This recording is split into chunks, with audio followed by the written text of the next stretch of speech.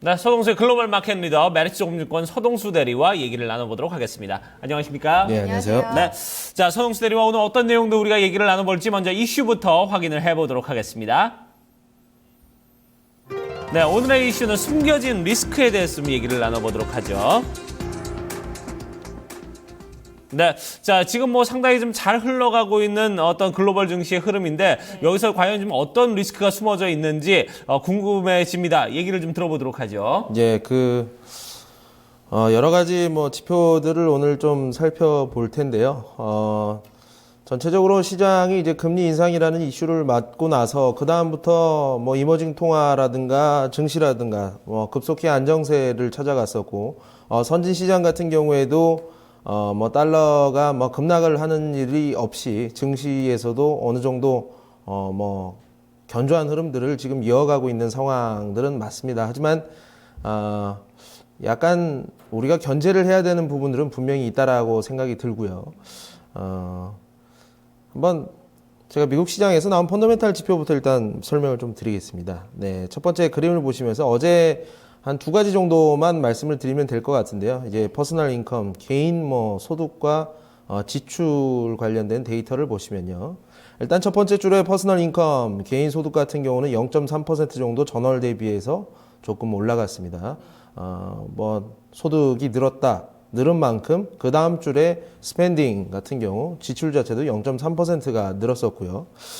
그렇지만 결국에는 이제 PC 프라이스 인덱스, 개인 소비에 대한 이런 그 인플레이션 수치를 나타내는 부분들은 전혀 전월 대비해서 변함이 없었고요. 연율로는 1.3%, 그러니까 연준이 목표로 하고 있는 2%에는 아직 모자라고 있는 것이 저번 발표치하고 전혀 변화가 없습니다. 그래서 아무래도 뭐 낮아진 유가 때문일지 모르고요. 제가 여기서 이제 세부적인 항목들을 분해를 하신 분하고 좀 얘기를 나눠보니까 유가가 떨어졌던 거 이외에 뭔가 물가가 상당히 많이 오른 것들이 있다. 뭐 이제 헬스케어 관련된 이런 비용 같은 것들의 지출들이 좀 많이 늘었더라고요. 뭐 그래서 더 이상 올라가지 못해서 뭐 국내 바이오 업계가 떨어지는지 잘 모르겠습니다만 어쨌든 이러한 부분들이 있고, 어쨌든 전체적으로 봤을 때 인플레이션 목표치가 결국에는 연준의 추가적인 금리 인상을 속도를 결정을 한다는 측면에서는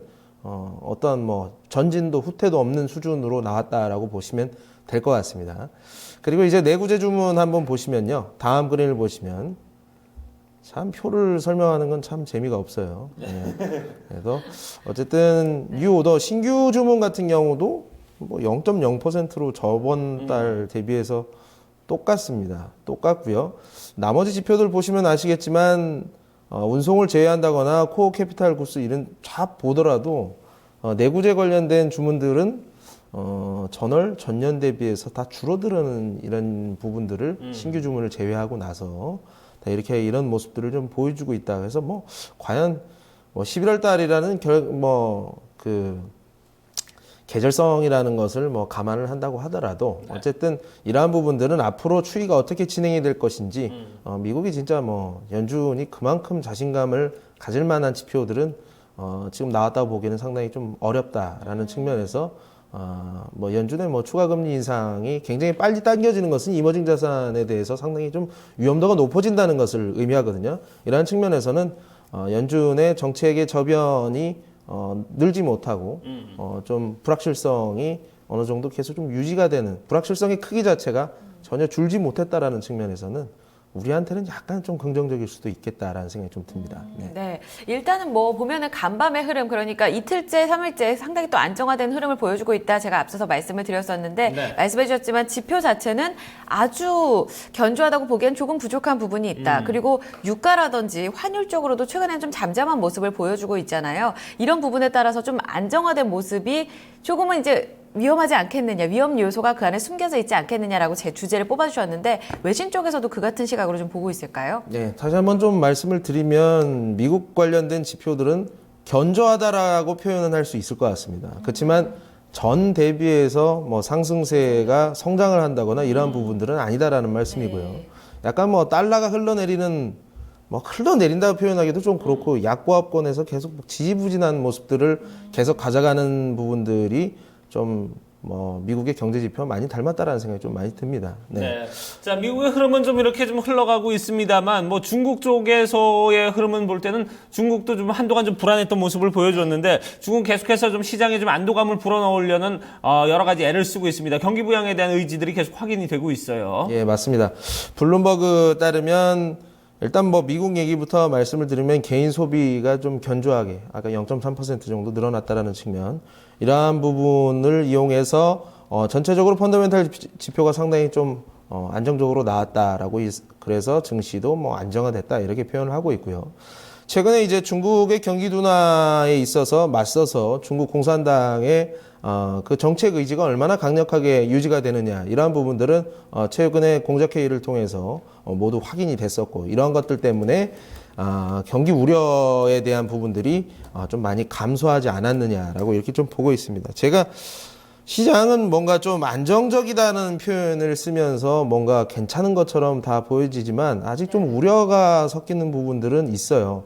물론 블룸버그에서 지금 뭐 원유라든가 원자재 시장, 원유가 어제 뭐 4%가 오르고 원자재 시장이 막 안정화가 됐다라고 이렇게 표현을 하고 있는데, 이 표현이 과연 맞느냐라는 측면을 우리가 생각을 좀 해봐야 될 것 같습니다. 원유 차트에서 만약에 오늘의 상승분을 빼게 되면 이게 과연, 타이거 원유 선물 차트 한번 좀 먼저 보여주실까요?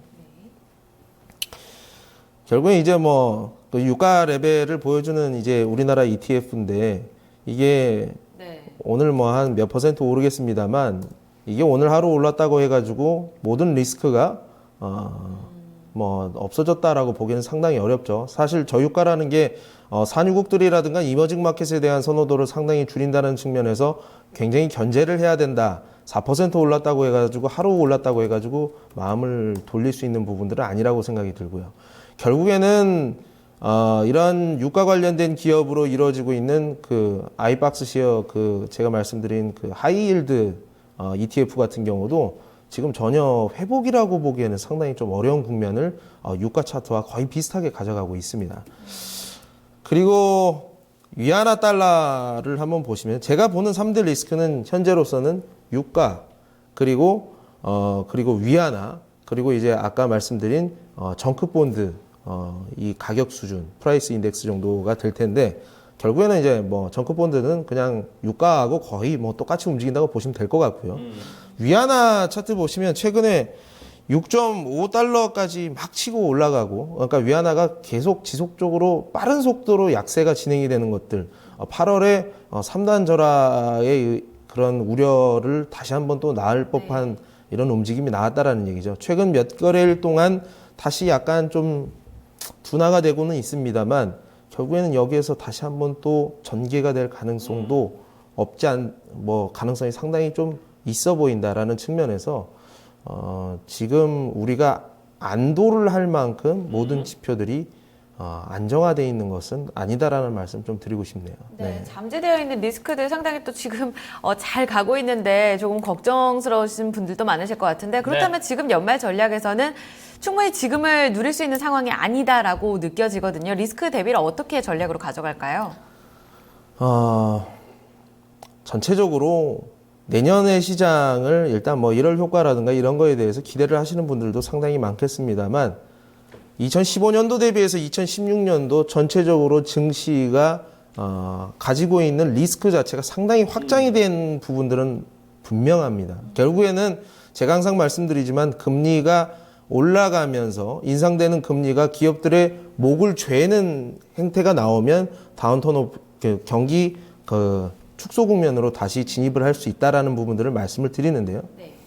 어쨌든 최근 들어서 이제 그 금리 인상으로 인해서 이머징 자산에서 급격하게 빠졌다가 다시 이렇게 반등을 하는 국면으로 들어오긴 했습니다만, 여기에서는 다시 한번 변곡점을 만들면서 그 전 저점을 깨고 내려갈 것인가 아닐까라는 것을 테스트를 받는다라는 얘기가 됩니다. 결론적으로 원달러 차트를 보시면서 마무리를 드리겠습니다.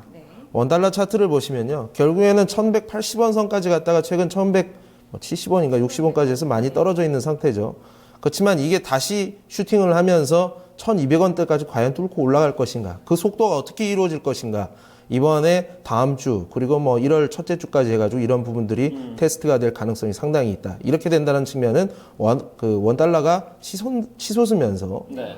증시도 어느 정도 조정이 될 수 있는데요. 그 조정의 바닥을 다시 지켜내고 올라갈 수 있는 것들이 테스트가 될 가능성이 상당히 크다. 단기 측면에서는 비중이 약간 조금 줄일 필요가 있다라는 생각이 좀 들고요. 그 테스트되는 국면에서 다시 한번 우리가 뭐 시장에 오늘 줄여놨던 자산을 다시 늘려놓는 것이 좋지 않겠느냐라고 정리를 해드리겠습니다. 네. 자, 당분간은 뭐 투자에 있어서 좀, 이렇게 지금, 상당히 좀 증시는 뭐, 이렇게 흐름이 랠리가 잘 간다고 해서 지금 이렇게 안도하기에는 조금 성급하다. 이런 부분에 대한 얘기를 좀 나눠봤어요. 네, 환율 추이 계속해서 모니터링 필요하겠습니다. 첫 번째 이슈 마무리 짓고요. 다음 이슈 함께 체크해 보시죠. 네, 두 번째 이슈는 오페크의 예언에 대해서 좀 얘기를 나눠보도록 하겠습니다. 네, 자, 오페크가 이제 2040년도에 내연기관에 대한 의존도에 대해서 좀 얘기를 했었어요. 이 부분 좀 저희가 시간 관계상 짧게 얘기를 해보도록 하겠습니다. 예, 이게 제가 뭐 원고를 했는데 오펙이 2040년이 돼도 내연기관 우리가 의존도는 95%가 가까이 될 것이다라고 이렇게 우기고 있습니다. 네. 그리고 순수 전기차는 1%밖에 되지 않을 것이고, 그러니까 하이브리드가 그러니까 내연기관이 한 80% 정도 되고요. 하이브리드가 한 14%, 전기차가 한 1% 이렇게 얘기를 하고 있습니다. 네. 앞으로 25년 후에요. 지금 벌써 이제 자율주행차, 뭐 전기차 굉장히 좀 그림이 선명하게 그려지고 있는데도 불구하고 오펙 쪽에서는 그래도 이 내연기관에 대한 의존도가 여전히 높을 거다. 어떻게 보면은 뭐 일리가 아예 없다고는 할 수 없을 것 같아요. 여전히 좀 전기차 쪽에서도 규제가 많고 하니까요. 외신 쪽에서는 어떻게 보고 있나요? 그러니까 지구에서 1년 수요가 한 9천만 대에서 1억 대 이렇게 사이가 된다고 보시면 되는데요. 우리가 2020년도에 기대를 하는 전기차 시장은 거기에 5%에서 10%밖에 되지 않는 500만 대에서 1000만 대 정도밖에 되지 않습니다. 지금 여기에서는 뭐 아예 뭐 내연기관을 절대 뛰어넘지 못할 것이다라고 그렇죠. 얘기를 하는데요. CNN머니 따르면 전기차가 너무 가격이 비싸다. 그리고 충전 시설을 주유소만큼 지을 수 있겠느냐. 이거 비용 자체가 굉장히 부담스럽다. 이런 측면에서 저유가로 인해서 내연기관을 소비자들은 더 선택을 할 것이다라 얘기를 하고 있고요. 그렇지만 하이브리드카가 한 15% 정도의 MS를 가져간다라는 측면, 어쨌든 연비 절감형으로 간다라는 측면은 여기에서도 인정을 하고 있고요. 네. 근데 전체적으로 사실 전기차가 이렇게 될 가능성도 없는 것은 아니다라는 생각도 저는 하거든요. 네.